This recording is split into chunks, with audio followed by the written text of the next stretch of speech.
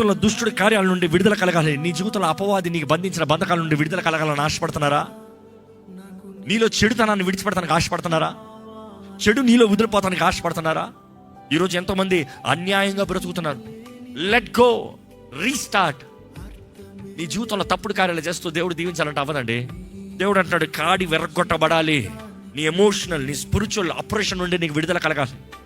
మనుషుల మాటలు నిన్ను కృంగతేస్తున్నాయేమో, మనుషుల మాటలు నిన్ను కలవరపరుస్తున్నాయేమో, మనుషుల మాటలు, వారు దాడి చేసే మాటలు నీ పైకి ఈ దాడిగా, వేదనగా నిన్ను అణిచిపెడతానేమో. కానీ నువ్వు తగ్గించుకుని ప్రార్థన చేసినప్పుడు నిజమైన ఉపవాసంలో నీ మనసులో నీకు నెమ్మది కలుగుతుంది. ఆ ఆపరేషన్ నుండి నీకు విడుదల కలుగుతుంది. దేవుడు చేసేది ఒకటి, నీ భాగ్యం ఇంకోటి. దేవుడు చేసేది ఒకటైతే నువ్వు దాన్ని విడిచిపెట్టి పారిపో, దాన్ని విడిచిపెట్టి పో. చూసి ఎవ్రీ అడిక్షన్కి రెమెడీ ఏంటి అనేటప్పుడు ఫస్ట్ ఒకటంట, learn to say no. No చెప్తాను నేర్చుకో. మొదటిసారి కష్టంగా ఉండొచ్చేమో, కానీ ఆ మొదటిసారి జయించినప్పుడు రెండోసారి చెప్తాం సులభం అంట.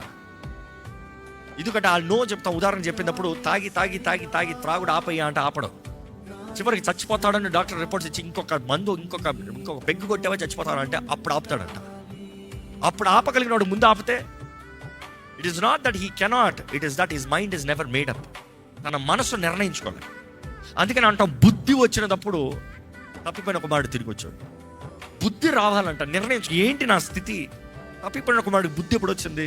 తన స్థితిని గ్రహించాడు. ఏంటి నా బ్రతుకు, ఏంటి నా జీవితం, ఏంటి నా పరిస్థితి, ఏంటి ఏముంది నా బ్రతుకులో? ఈరోజు ఇక్కడ ఉన్నవారు మీరు స్థితిని గ్రహిస్తున్నారా? ఏంటి నాకు ఈ శోధనలు ఏంటి, నాకు ఈ పోరాటాలు ఏంటి, నాకు ఈ కష్టం ఏంటి, నాకు ఈ బంధకం ఏంటి, ఇందుకు ఈ చీకటి నన్ను బంధించి పెడుతుంది, ఇందుకు ఈ పాపపు కార్యాలు నన్ను ఏళ్తున్నాయి? గ్రహిస్తున్నారా? గ్రహించాలని దేవుడు నాకు తెలియజేస్తుంది.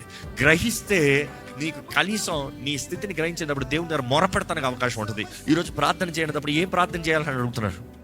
ఏం ప్రార్థన చేయాలంటే నీ స్థితిని చెప్పు దేవునితో.